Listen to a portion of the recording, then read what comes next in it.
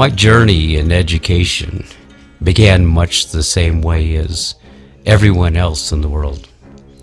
As a young man, I'd take a look around things and I'd want to explore them, and I want to find out how it is that they got there, what they were used for, and how it was important in everyday life. So too with my understanding of the world around me. I needed to know the same three basic questions as everyone else. Where did I come from? Where am I going? And why am I here? That journey began a long time ago, probably when I was 7 or 8 years old. And my mother, who was a very avid reader, had told me about some frozen mammoths in the Siberian wasteland. And she had told me that these frozen mammoths had been around for tens of thousands of years. And yet when they finally thawed out, the meat inside of them was so fresh that the guides along the frozen tundra used them to feed their dogs. And I thought to myself, even way back then, how is that possible? How is it possible that that could have been frozen and then tens of thousands of years later be used as meat, as food? And that always stuck with me throughout the rest of my life. Always wondered how it is that that could happen. How it is, or what would it would take for that to happen. Later in life, as I myself became an avid reader like my mother, I began to learn about faraway places and ancient civilizations and how they fit into the history of mankind. As an example, the Great Pyramids or the Sphinx of Egypt. I learned about the Mesoamerican pyramids, about the Anasazi, who were a more local culture where I live. Nowadays I learn about places far away as Turkey and Göbekli Tepe and places such as that. But I always asked myself, these cultures were obviously advanced. They were an amazing civilization capable of extraordinary things. They had fantastic knowledge of the universe, of the heavens around them. They knew how to live with nature. They had amazing building abilities as well. But I always asked myself, where did they go? And why is it that we have no idea who they were? Why is it that they're not found anywhere in our history? And most of all, I needed to know, how did they know about the world around them? How did they know about the stars that are millions of light years away? How was it that they were to amass all that knowledge and yet, according to popular belief, have not been so far back in our history? They would have had to look at the stars for thousands or even tens of thousands of years to understand their cycles and how it is that they fit into the universe. But I found, even from a very early age, that the accepted explanations did not fit what I was learning in science. Religion and science were so far apart from each other that there was no way they could be equated, no way that they could live in peace, so to speak. I knew that the sciences of archaeology, geology, even genealogy and evolution would never match up to the world's religions. And so I began a study of many of the world's religions and most of the sciences, and I tried to find one simple explanation, one universal truth that would bring them together, that would make sense of the world around us. And I did find that there is one thing that explains it all, and it does so simply that even the most casual observer will instantly recognize it. It is a solution so easy to understand and so universal that once you know it, you will come to understand the three most important questions to mankind. Where did we come from? Where are we going? And what is the purpose of life? And so I began a lifelong search for those answers, reading scientific journals everywhere that I could, taking a look at the world's religions, reading lots and lots of history. And what I came up with eventually, over just the past few years, was a timeline. that to me became so important that I had to stop life, think about what was going on, and think about what my future was going to be. As an example, I learned that in 1948, the 46th 72nd Recon Squad of the U.S. Army did an expedition to the Arctic. That was under the guidance of a man by the name of Colonel Maynard E. White. He is an author as well of a book called World in Peril that is now out of print, very hard to find. But in his studies up there in the Arctic, he learned a few things. One was he began digging down through the ice cores, and he realized that every once in a while he would come across a sediment layer of tropical plants. So he would keep on digging, and he would find another layer. And he would keep on digging, and he would find another layer, until finally he stopped after about 9 layers. And he wondered at the time, how is it that tropical plants could be here in the Arctic? And obviously, since this was sedimentary, that is, one layer placed upon another layer, first a layer of tropical plants and then a layer of ice, going down for eons, he wondered how that was even possible. Well, the findings of that study began to worry the government. And they began to think, well, there's something more to this. There's something that is potentially hazardous or catastrophic, not only to ourselves, but to our entire way of government and to the entire world. And so they set up foundations that would help them to answer those questions. First of all, in 1950, they set up the National Science Foundation and the National Science Board so that they could gather that information. Later on, they set up NASA because with their findings, they thought, well, maybe the answers can be found off-world. Maybe this isn't something that is strictly isolated to the planet Earth. Maybe we can find it somewhere else.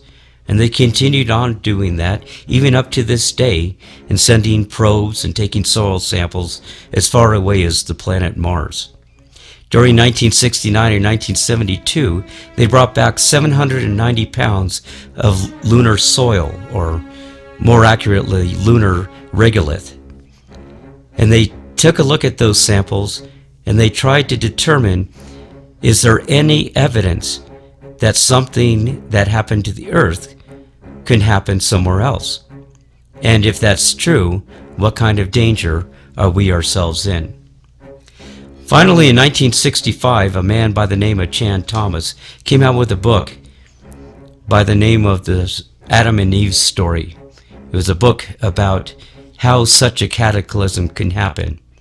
And what I read in that particular book finally solidified for myself how it is that many of the old questions that I had, such as how did that frozen mammoth get where it was? How could it possibly have been flash frozen in such a way that tens of thousands of years later it could be used as food?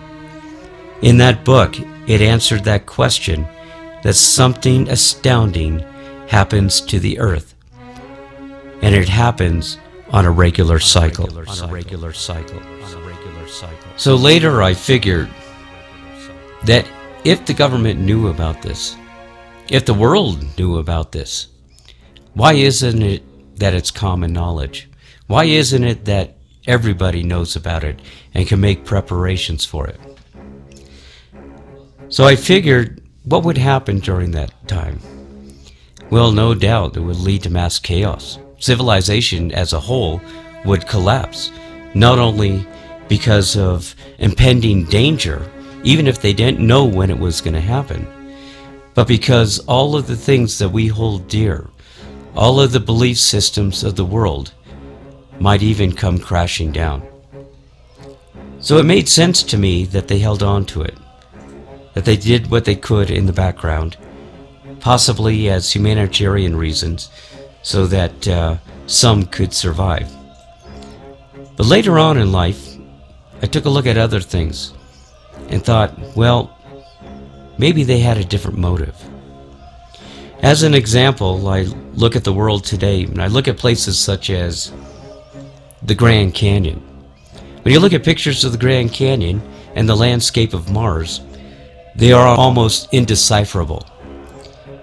And I began to ask myself, why are we trying to go to Mars? Why are we trying to colonize other planets when we have places here on Earth that we can colonize, grow food, provide housing, and the basic needs for everyone? Why is it that the U.S. government has budgeted already $4 trillion for Mars exploration? Why is it that privatized companies have even surpassed that amount in an effort to colonize and explore Mars?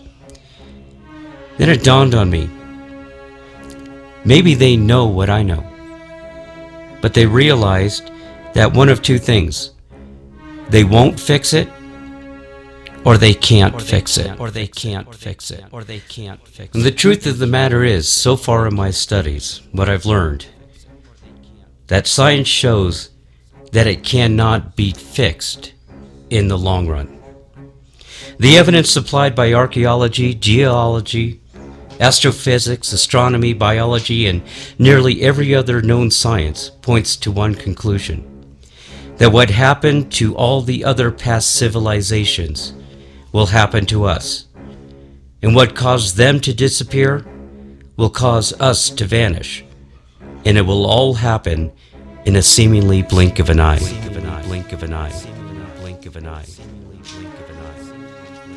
And we should have known. The evidence is all around us. Science, religion, even our own natural senses have been warning us for a long time. From our first memories, we quickly learned that what goes up must come down, that there is a beginning and an end to everything, and every story of creation has supported it. Every science lends its evidence to its conclusion. It is simply this: civilization has begun many times. The earth has been wiped clean many times. Mankind has been restarted many times, only to become civilized, advanced, and thrive, and then after roughly 12,000 years, start all over again.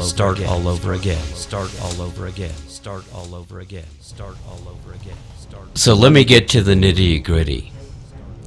Let's talk about what's going to happen. It's going to begin long before the major event. That is to say, earth changes will take place that will give you a clear sign of where you're headed. You are going to see, because of the weakening magnetosphere around the earth, more earthquakes, volcanoes. You are going to see people with such an increase in mental incapacity due to the low magnetic field. You're going to see people become more violent, more selfish.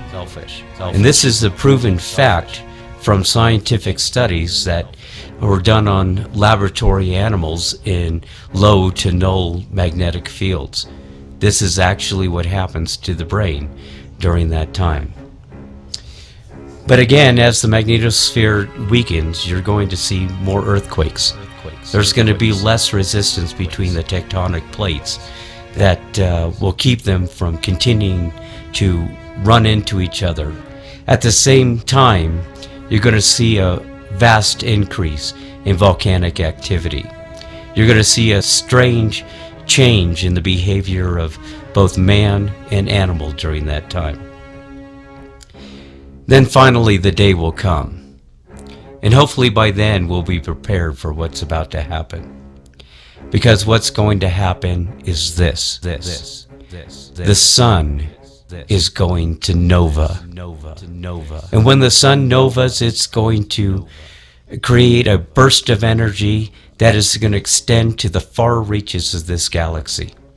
And as it does so, it's going to take every bit of matter between itself and the end of this galaxy, and it's going to send it flying.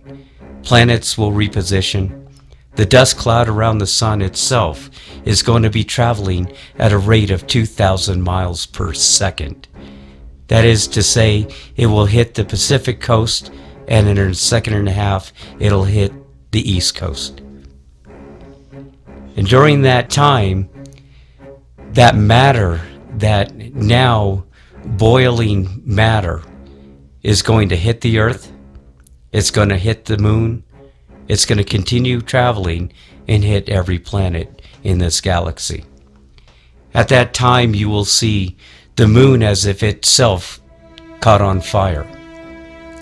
But more than that, because the already weakening magnetosphere will have an opportunity to come to a sudden stop, or at least a quick stop, you're going to see the rotation of the Earth slow down, come to a stop, and it will take somewhere between a half a day and a whole day to start rotating it again, slowly at first, in the opposite direction. During that time when it is stopped, you will see oceans boiling.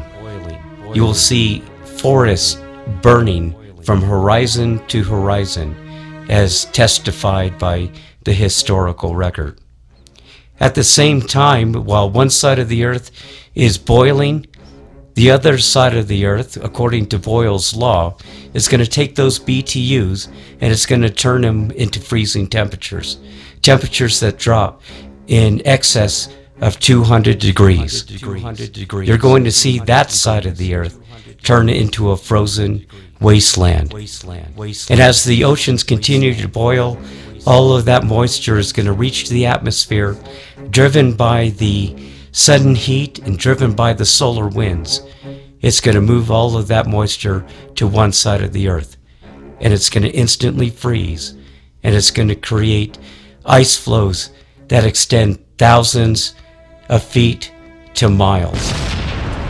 And during that time, anything that is in its path will be destroyed on both sides of the Earth.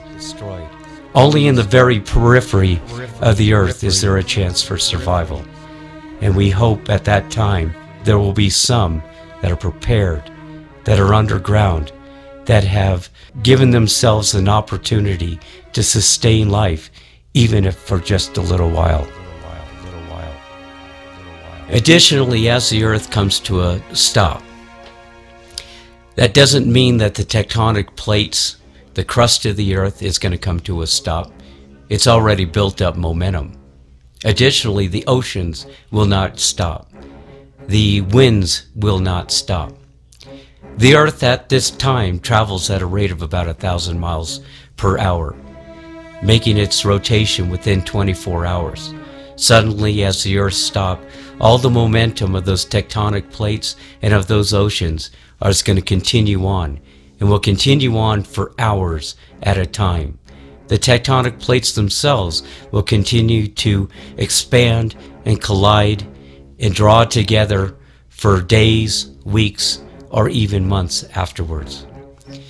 But as those oceans continue their momentum, they will rise to miles in height, towering even the very top of the Rockies and the Sierra Pacifics. And as the Pacific Ocean moves in an eastward fashion this time around, it will continue on to completely engulf the entire continent. At the same time, the Atlantic Ocean, the Indian Ocean will continue doing the same to the continents of Australia, Europe, Africa, and Asia. And as the oceans rise up miles in height over the mountains, it will bring along with it the sediment at the bottom of the oceans and cover the continent with a layer so thick that it will be obvious how it stands out from previous rotations. Think of the impact and the consequences upon the world as we know it. During that time, no matter how technologically advanced that we are, it will come to an end. And no matter how great a civilization is, it will be buried, seemingly forever. No matter how big the population is, it will be decimated to just a scattered few. Same thing with animals and plants. The world as we know it will be done, but the world after it will be new. The galaxy as we know it will be done, but the heavens will be new.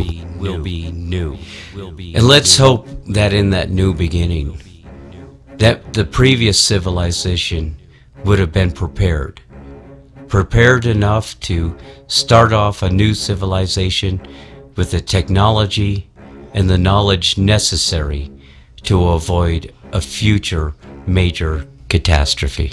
Catastrophe.